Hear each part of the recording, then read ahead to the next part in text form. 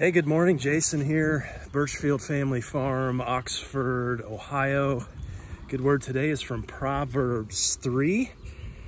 Blessed is the man who finds wisdom, the man who gains understanding. For she is more profitable than silver and yields better returns than gold. It's been a while since we have talked cattle, and I want to spend some time talking about that today. Before we get to that, some of Mama B's fresh asparagus, straight out of the ground. Man, that's good.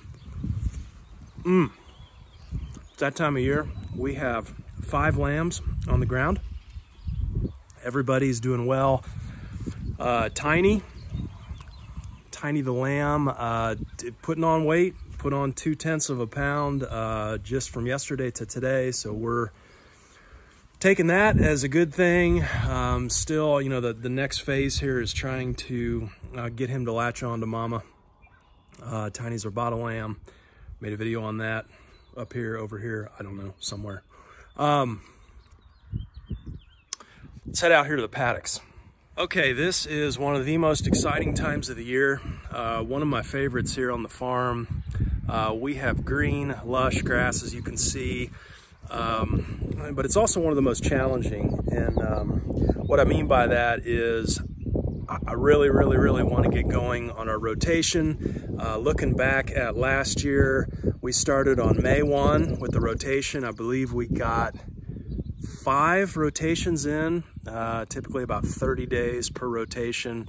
Last year we were at 10 quarter-acre paddocks, 7 cattle, north of a dozen sheep, chickens, the whole shebang. We'll do a video later on those numbers. But looking at this grass, I mean, we're almost there, but we're not. It's too early. It's too early to put them out, and so it is a real bummer having to continue to feed hay, but it's necessary this time of year. Let's head over. And I want to explain something, unique situation here I'm bumping into with cattle just in the last few days. Okay, so this is our overwintering paddock. Get the cattle through the winter here, automatic water.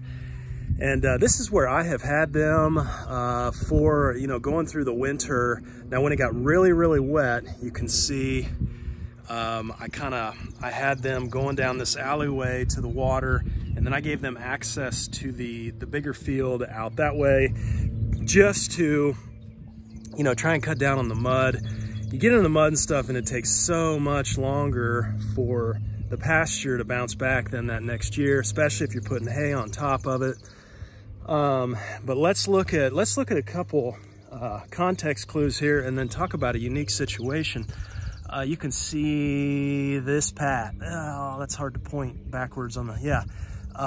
That pat, I've got these pats. I noticed they were hanging around this water, and out here in this pasture, you know, there's no shade out here. I mean, it's pure sun. And I was just looking at them last night, and like, man, they're breathing awful hard. It was in the evening. They're breathing hard. They're hanging around the water, which, when you think about it, that would be the coolest place, right around that water.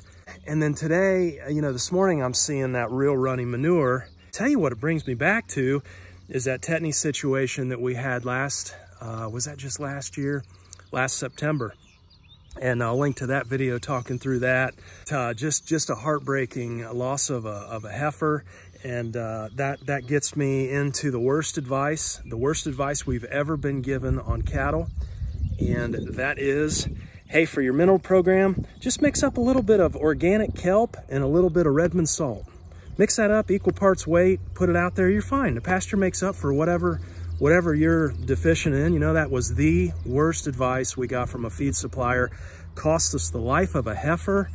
You might be able to get away with that mineral program in midsummer and maybe some through the winter when you're feeding hay, but it certainly is going to stress your animals this time of year when the grass is green. Last year, our issue was through Labor Day. Got all that rain, and grass greened up, and we had that tetany. Now, I noticed with that tetany, I do believe we had a little bit of heat stress that day as well. It was pretty hot, so we're in the low to mid 80s here, and we got this green grass. Let's read the context clues. We got the manure that's runny, And so I'm keeping plenty of higher magnesium mineral for them out here. That thing is stocked. They've been getting that. And so today I thought, you know what? I need to get them to some shade.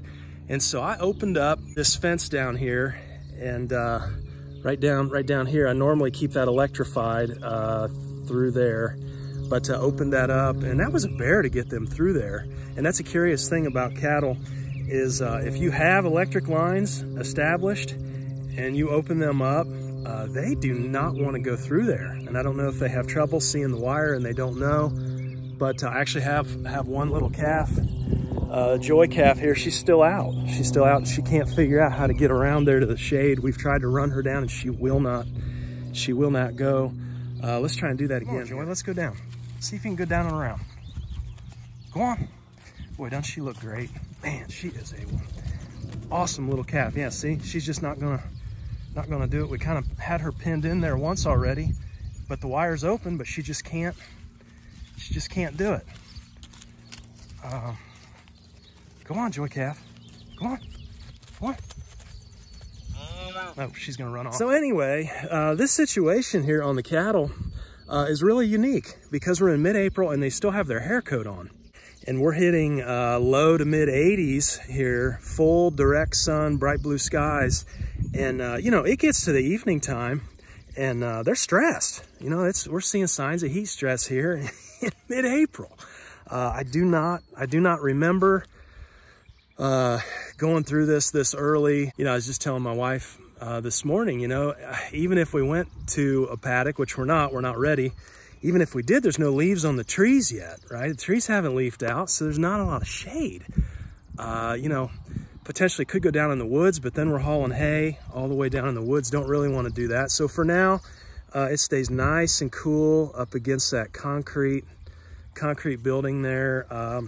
You know, shade is important. You know, we have a few paddocks that do not have shade, and I'm working on ideas on how to get something out there. But unique time of year right now with no leaves on the trees and pretty much a full hair coat still on these cattle.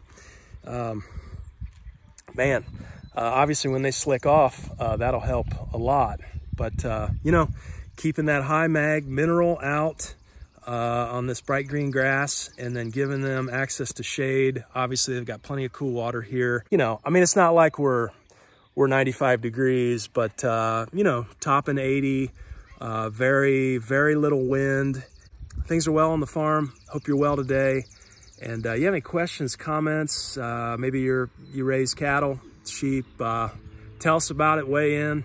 Hey, maybe you're setting up a farm. I get a lot of comments on here from people looking to get into the rotational grazing. Leave us a comment. Tell us what you're doing. And always love connecting to folks. I hope you're having a good day. Take care.